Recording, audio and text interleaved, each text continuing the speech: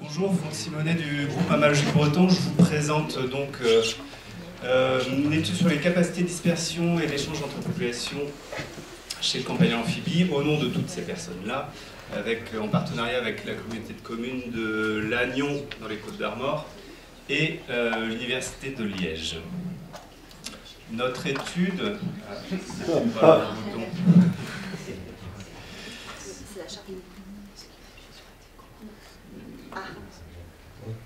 Alors, bon, ben on va faire autrement.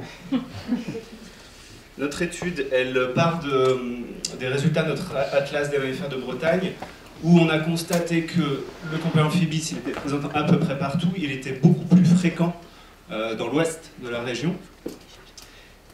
Et ça s'explique comment, d'une part, là, vous avez une carte de la fréquence des habitats favorables. Donc, il y a plus d'habitats favorables dans l'ouest, logique qu'il y ait plus de Campagnols Amphibie. Mais en plus, ça, c'est une carte de la fréquence de présence de l'espèce lorsqu'il y a de l'habitat favorable.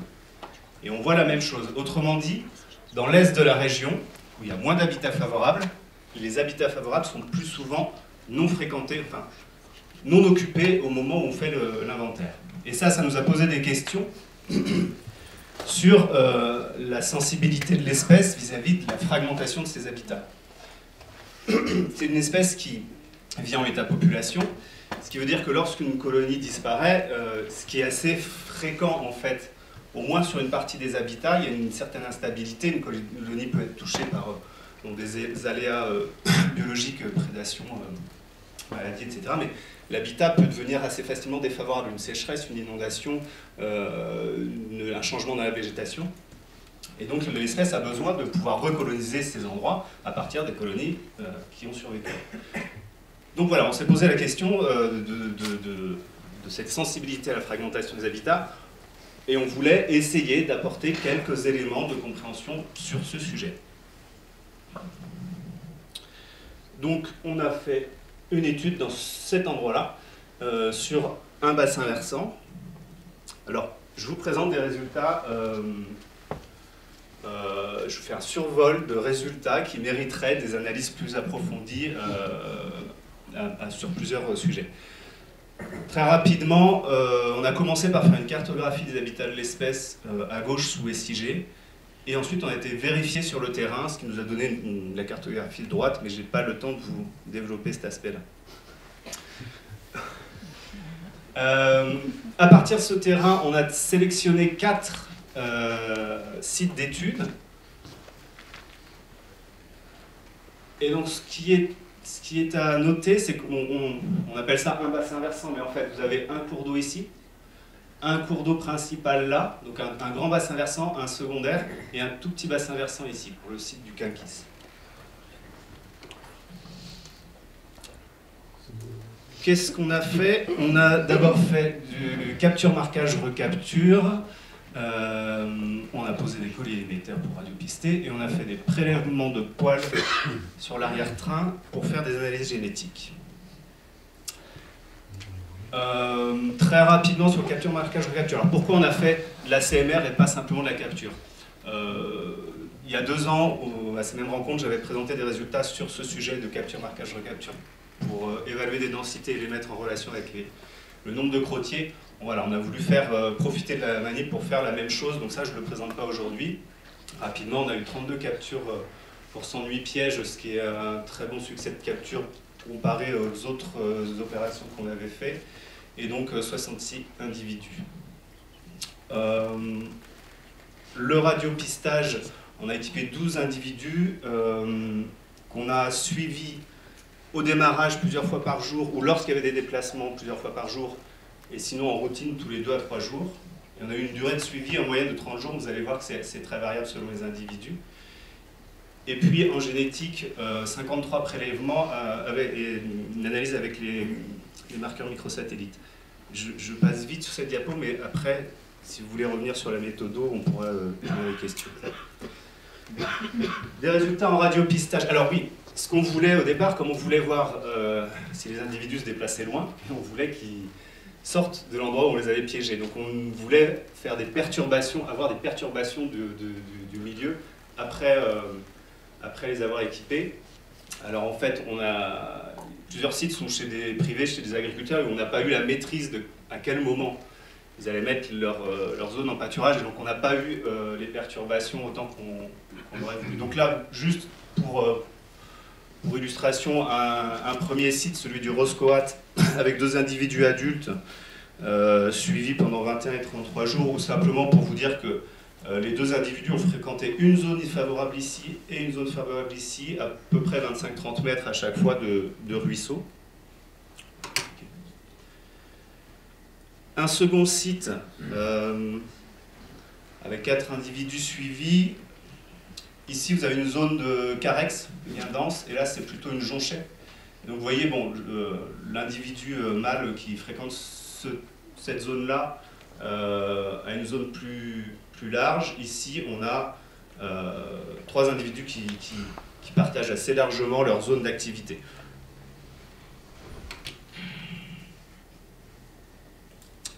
Un site un peu plus intéressant parce que là, c'est une réserve naturelle régionale, et donc on a pu maîtriser à quel moment il y a eu une mise en pâturage, et donc à quel moment il y a eu une perturbation. Donc plusieurs animaux qui ont été suivis pendant un certain temps, ils sont restés sur la zone, donc avec des zones fréquentées assez voisines de celles du mâle du site précédent, et puis un chevauchement également. Je passe là encore là rapidement pour arriver à ces histoires de dispersion. Alors, donc, le 2 juin, donc on était en 2021. Le 2 juin, le pâturage de cette zone, c'est simplement 3 chevaux camarguais. Le pâturage commence. Le 2 juin, on a le départ d'un juvénile. Alors, en vrai, on constate qu'il n'est plus dans la prairie le 2 juin, donc il est parti avant l'arrivée des chevaux.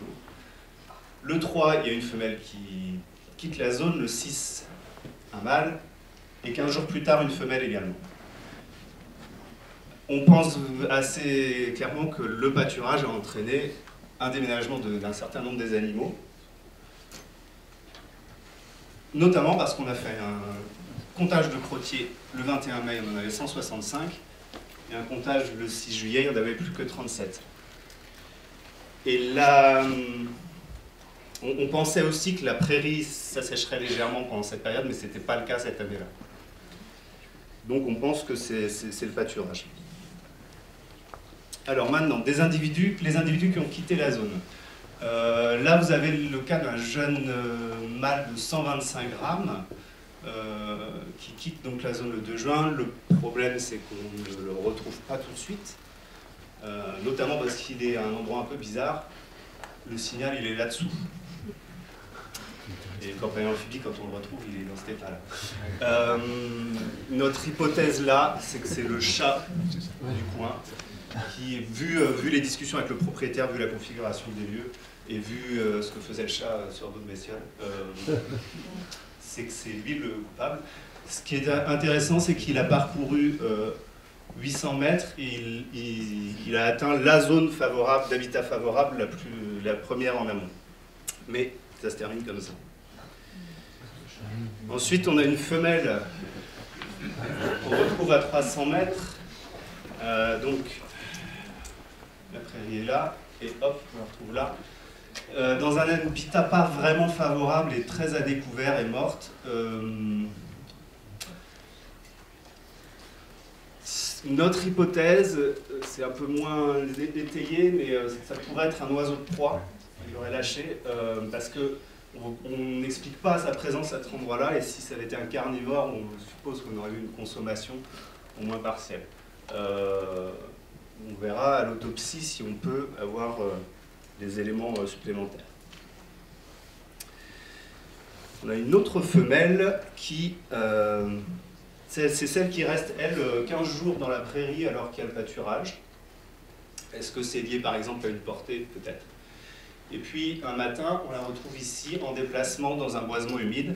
Et puis le soir, elle est là, et en fait, elle est là-dessous, c'est-à-dire là-dessous. Et là, on se dit, non, c'est pas elle qui a choisi de venir sous ce tas de bois. C'est bizarre, et on commence à avoir une petite idée de ce qui se passe. On pose un piège photo, et voilà ce qu'on voit. Quel suspense.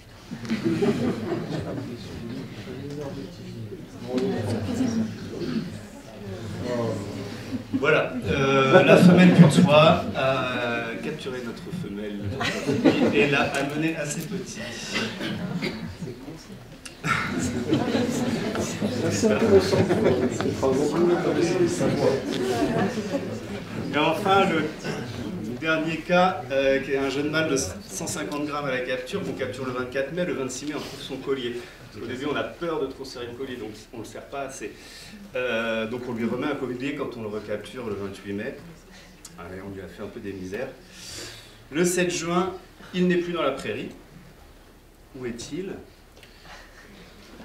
Il a parcouru presque 500 mètres à vol d'oiseau. Il est là, alors dans un habitat, peut-être ça ne se voit pas bien pour vous là sur la photo, mais ce n'est pas un habitat si intéressant pour le campagnol amphibie. Bon.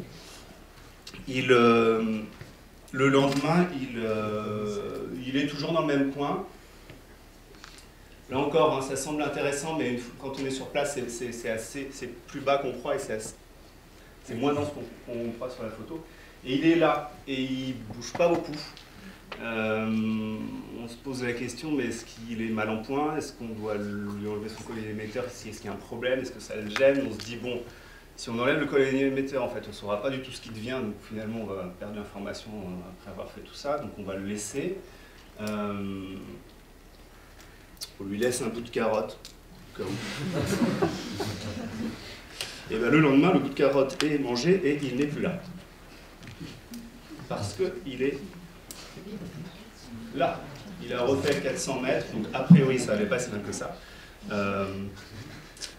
Avec le recul, voilà, c'est un individu qui se retrouve dans un habitat, enfin loin de là où il a grandi, et dans un habitat, comme je disais, pas si favorable que ça. Il n'y a pas plein de coulées, plein de galeries, des terriers, des caches habituelles sous la végétation, donc il est dans cette situation-là est un peu exposé. Cet habitat-là est un peu mieux, mais à cette époque-là, cette année-là, assez sec. Le lendemain, il a traversé la 4 voies ici. Et il est dans un haut fossé comme ça, au pied de la 4 voies. Alors comment est-il passé? On n'a jamais pensé qu'il avait traversé route. Vous voyez que le réseau hydrographique passe là.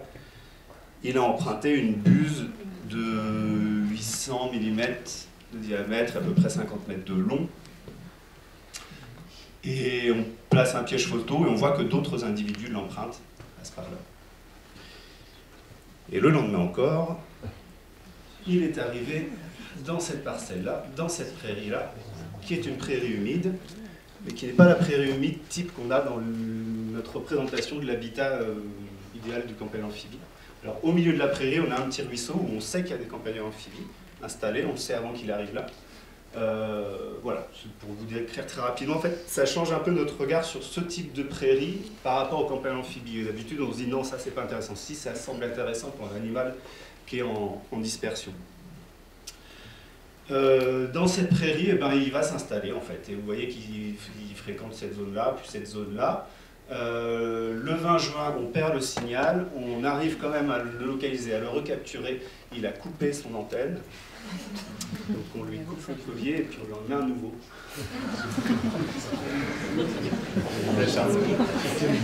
Comme vous le voyez, c'est une prairie de fauche, si bien qu'un matin, on n'a pas de contact avec l'agriculteur parce que le gestionnaire nous a dit non, ça ne passera pas trop avec lui. Donc voilà, un matin, eh bien voilà ce qu'on trouve. La faucheuse est passée. Mais notre campagnol amphibie, il est toujours vivant. Il s'est réfugié là en bordure sur ce type de ourlet. Et le 23 juillet, on perd le signal, on le recapture, il a rerongé son antenne et on lui fout la paix, on lâche son nouveau collier. Il a bien mérité. Au total, donc ça c'est une photo de Lucie qui a fait l'essentiel du radiopistage, Lucie Golfier. Au total, donc en 5 jours, donc il a fait ce trajet-là, supposé, et à vol d'oiseau, il a parcouru 1300 mètres. j'arrive maintenant à quelques mots de résultats sur la génétique. Ça, c'est le graphique qui vous montre que le classement en groupes génétiques différents selon le logiciel structure, le plus robuste, c'est quand il y a 3 groupes. Donc voilà, on a chaque individu qui est classé selon sa probabilité d'appartenance à chacun des 3 groupes, un groupe vert, un groupe orange, un groupe bleu. Et comment ça s'organise tout ça? Eh bien, ça, ce sont les individus du petit bassin versant ici. Et puis tout ça, donc ça, pardon, ce sont les individus de Moulin-Neuf, c'est là où on a fait ce qu'on vient de voir la semaine passée. Là, vous avez les individus du Roscoat, et donc là, du Guerre. Ce qui est intéressant à voir, c'est que, bon, d'une part, ceux du Quinquis se distinguent assez nettement. Ensuite, que ceux du Roscoat, donc ce bassin versant distinct de celui-ci, ne sont pas tellement différents de ceux-là. Et même qu'en fait, il serait presque plus proche entre ces deux sites-là qu'entre ceux-là ou entre ceux-là. Ça demanderait d'approfondir un petit peu. Qu'est-ce qu'on tire, que tirer de tout ça? Premièrement, sur le radiopistage, c'est pas des surprises pour nous, mais c'est toujours plus intéressant de constater d'avoir des éléments tangibles.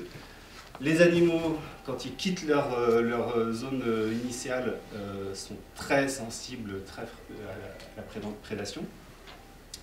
On a 3 ou 4 individus là, qui sont prédateurs rapidement. Ils peuvent parcourir des grandes distances. C'est un seul individu, mais c'est quand même assez frappant.